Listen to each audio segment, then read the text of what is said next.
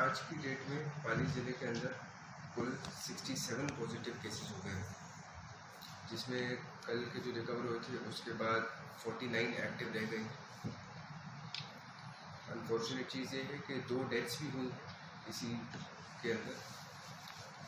और बाकी अब जो सैम्पलिंग है, हमारी सैम्पलिंग को अब हम लोगों ने एक्सपेंड कर लिया है। आज हमने 255 सैंपल लिए और हम इसी स्पीड पे आगे बढ़कर हमारी कोशिश ये रहेगी कि किसी भी केस के अंदर हम संक्रमण फैलने से पहले ही उसको पकड़ने की स्थिति में आ सकें। कल जो 2 डेथ के केसेस आए थे उनमें से एक केस ऐसा था कि सिम्टम्स आए थे, हमारे पास हॉस्पिटल के अंदर आए थे और बाद में जब टेस्टिंग की तो हमारे को पता चला कि वहाँ पर वो कोरोना पॉजिटिव निकली। सिमिलरली जो सेकेंड केस आया है वो जब कोलैप्स कर गए उसके बाद जब हॉस्पिटल लेके आया गया तब पता चला हमारे को कि उनकी कोरोना पॉजिटिव है। ये दर्शाता है कि कहीं ना कहीं हम थोड़ा सा लेट हो गए उसको संक्रमण को कैच करने।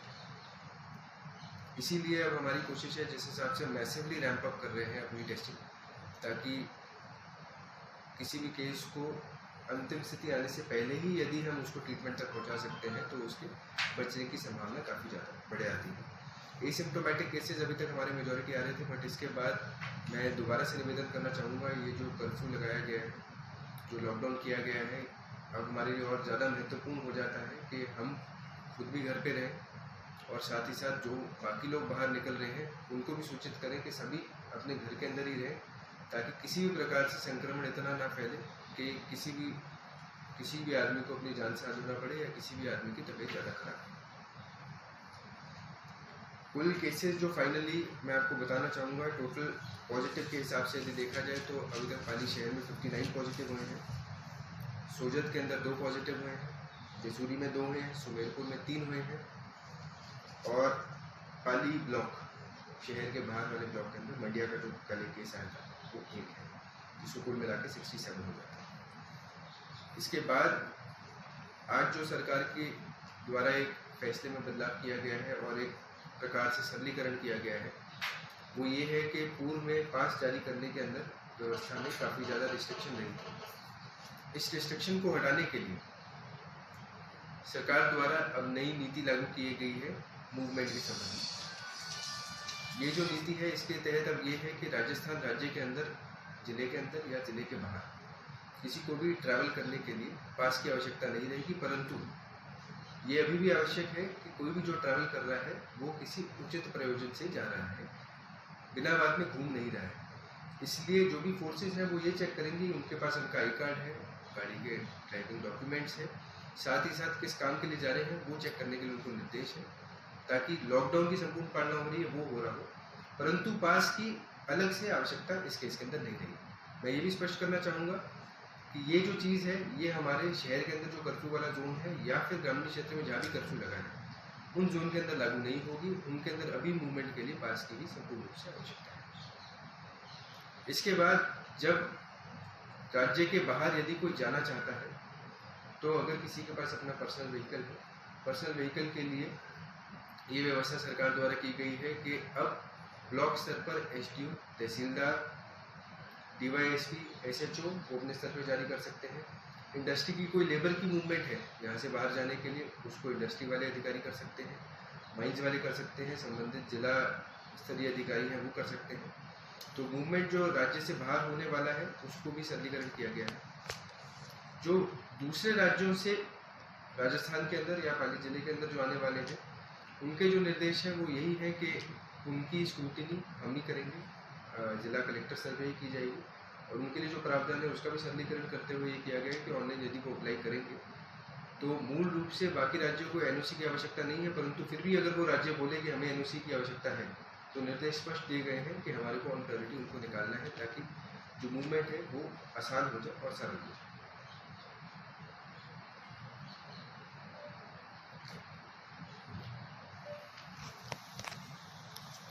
सर ये जो जंगीवाड़ा में जो डेथ हुई है सर उसका डिस्पोजल जोधपुर में हुआ है बॉडी का? जंगीवाड़ा की जो डेथ हुई है वो बेसिकली उसकी स्थिति पेशेंट की यहाँ पर ख़राब हुई थी, क्योंकि यहाँ पर ट्रीटमेंट उपलब्ध नहीं था, इसलिए रात को उनको जोधपुर शिफ्ट कराया गया था जहाँ पर उनकी डेथ हो गई थी। नॉर्मल प्रोटोकॉल के तहत हम लोग कोरोना संक्रमित बॉडी को लेके ज़्यादा मूवमेंट नहीं करवाते, इसीलिए उनके जो परिवार के सदस्य जो पॉजिटिव नहीं आए थे, जिनका उनसे कांटेक्ट नहीं था, उनको हमने पास देके वहाँ भिजवाया और उसका ट्रेडिशन की एक्टिविटी कराई। देखिए, बैंक का जो मूल चीज़ है, हमारा जो आदेश बोलता है वो ये है कि हमारे कर्फ्यू जोन के अंदर केवल और केवल एसेंशियल सप्लाई ही काम करेगी। बैंक्स के तहत आज की डेट में बैंक का कोई भी पब्लिक डीलिंग नहीं है, इसीलिए बैंक की ब्रांचेस बंद रखाई गई है।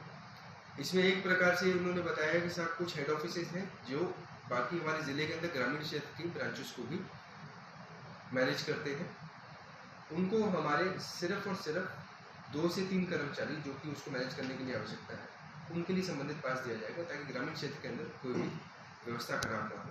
वो पास भी जो जारी किया जाएगा वो भी स्पेसिफिक रहेगा कि वो केवल और केवल इतने से इतने एंट्री का टाइम, इतने से इतने एग्जिट का टाइम, उसको देखते हुए। सर, काफ़ी क्षेत्रों में सब्जी और जो है फ्रूट्स के जो ठेले हैं वो नहीं आ रहे हैं, तो कितने क्या व्हीकल अभी जो है जिला प्रशासनिक सेवा से अनुमति देगी इनको? मैंने जैसा हमने कल भी बताया था, हमारी कोशिश यही है कि किसी भी जगह ऐसी कमी ना रहे, और इसके लिए कल हमने रात को पैम्फलेट भी जारी किए थे, जिसमें प्रत्येक वार्ड के अंदर किस किस आदमी को भेजा जा रहा है उसकी व्यवस्था कराई गई थी। कोशिश यही है कि जितने ज़्यादा से ज़्यादा हम लोग भेज सकें, ताकि वहाँ कंपटीशन भी हो। और कुछ जगह जैसे स्थिति आ रही थी कि दूध की स्थिति खराब निकली है, सब्जियाँ थोड़ी पुरानी है, उसको भी टैकल करने के लिए हम कोशिश कर रहे हैं कि प्रत्येक वार्ड के अंदर 3 से 4 ठेलों की व्यवस्था कराई जाए। दूध की व्यवस्था भी केवल सरस की जगह अमूल वाला यदि लाना चाहता है वो, और अगर कोई लोकल लाना चाहता है वो, रिस्ट्रिक्शन को देखते हुए होम डिलीवरी के हिसाब से वो रखवाने की कोशिश की जा रही है। जो लिस्ट आपको कल दी गई थी उसको अपडेट कराया जा रहा है।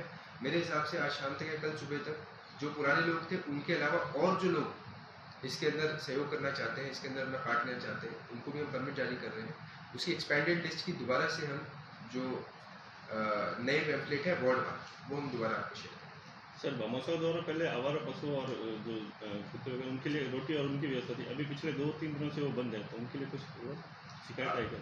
आप देखिए, मूवमेंट हमारा किसी भी प्रकार से अभी अलाउड नहीं है। जो आवारा पशु हैं, जो भी हमारे यहाँ पे 2 गौशालाएँ हैं जो शहर के पास में है, वहाँ जाने के लिए हमने 2 से 3 लोगों को परमिशन दी है, ताकि वहाँ पर जो पशु हैं उनके लिए व्यवस्था हो सके। फिर भी यदि अगर हमारे को लगता है कि कहीं पे व्यवस्था की आवश्यकता है, तो हम रेगुलरली उसकी व्यवस्था करवाएंगे, ये देखते हुए कि मूवमेंट हमारा मिनिमम।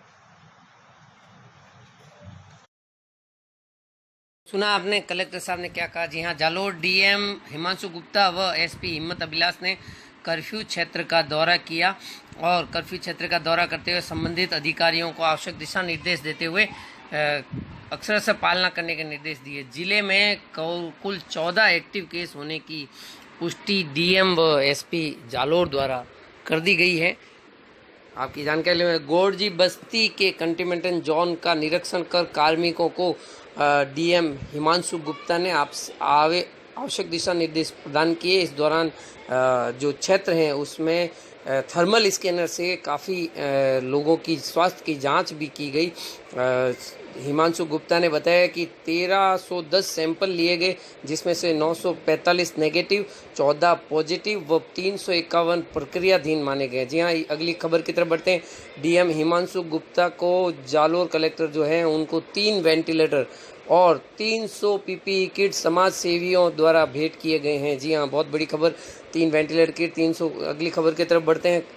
पाली के मंडिया में जो युवक की मौत हुई, जो पॉजिटिव युवक की मौत हुई, बॉम्बे से आया था, उसका जब्बरगढ़ डरी को सीज किया गया क्योंकि उसका ससुराल इस गांव में था।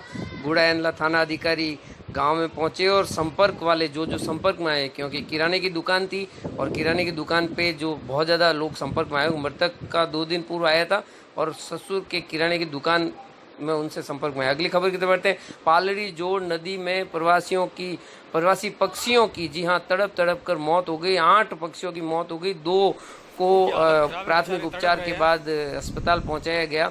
मौके पर भरत सिंह राजपुरोहित, महेंद्र सिंह राजपुरोहित व जीवाराम देवासी ने वन विभाग, पुलिस व चिकित्सकों को मौके पर बुलाया। देखिए किस प्रकार से ये तड़प रहे हैं। ग्रामीणों ने जब देखा कि ये क्यों तड़प रहे हैं, पशु चिकित्सक, वन विभाग व पालड़ी जोड़ चौकी प्रभारी भी मौके पर पहुंचे और देखिए किस प्रकार से तड़पते हुए देखिए एकदम से बहुत ज़्यादा उड़ नहीं पा रहे हैं और पंख क्षतिग्रस्त हुए, कुछ ऐसा है। पशु चिकित्सकों ने 2 प्रवासी पक्षियों का उपचार कर अस्पताल पहुंचाया और बाद में उनको उपचारित किया गया। साथ ही जो